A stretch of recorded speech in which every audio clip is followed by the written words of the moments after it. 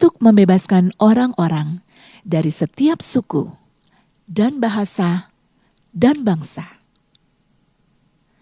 Engkau layak menerima gulungan kitab itu dan membuka meterai-meterainya. Karena engkau telah disembelih, dan dengan darahmu engkau telah membeli mereka bagi Allah dari tiap-tiap suku dan bahasa dan kaum dan bangsa. Wahyu 5 ayat 5. Gambaran dalam ayat di atas terjadi di surga. Rasul Yohanes diberikan penglihatan akan masa depan di tangan Allah. Aku melihat di tangan kanan Dia yang duduk di atas tahta itu sebuah gulungan kitab, dimeterai dengan 7 meterai. Wahyu 5 ayat 1. Dibukanya gulungan kitab itu melambangkan dibukanya sejarah dunia di masa yang akan datang. Yohanes menangis karena kelihatannya tidak ada seorang pun yang dianggap layak untuk membuka gulungan tersebut. Tetapi salah satu makhluk surgawi berkata, "Jangan engkau menangis.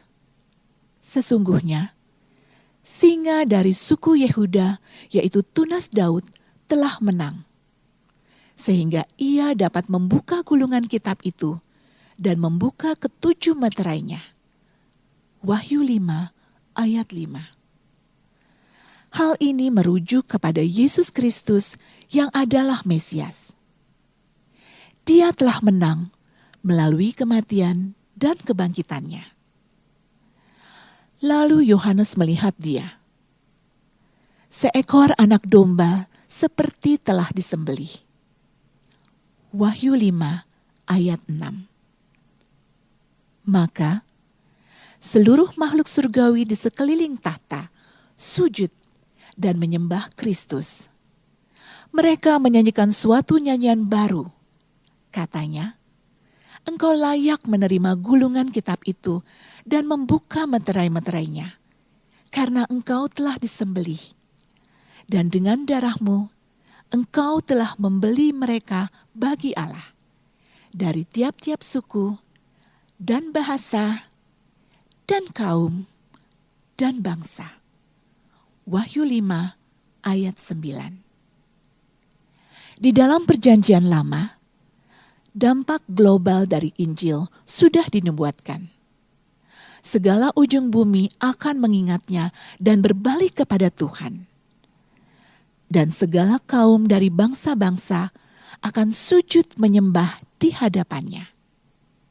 Mazmur 22 ayat 28. Kiranya bangsa-bangsa bersyukur kepadamu ya Allah. Mazmur 67 ayat 4. Menjelang akhir pelayanannya di bumi, Kristus mengatakan dengan jelas misinya. Menderita dan bangkit dari antara orang mati pada hari yang ketiga.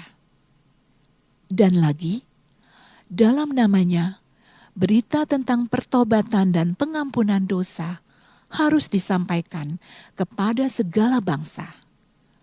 Lukas 24 ayat 46 sampai 47. Perintah Tuhan kepada para muridnya sangat jelas. Pergilah, jadikanlah semua bangsa muridku. Matius 28 ayat 19. Yesus Kristus bukan hanya Allah atas sebuah suku. Dia bukan milik satu budaya atau kelompok etnik tertentu. Dia adalah anak domba Allah yang menghapus dosa dunia. Yohanes 1 ayat 29. Sebab tidak ada perbedaan antara orang Yahudi dan orang Yunani. Karena Allah yang satu itu adalah Tuhan dari semua orang, memberikan kelimpahan anugerah bagi semua orang yang berseru kepadanya. Sebab barang siapa yang berseru kepada nama Tuhan akan diselamatkan. Roma 10 ayat 12 sampai 13. berserulah kepadanya sekarang dan bergabunglah dengan sejumlah besar orang yang telah ditebus.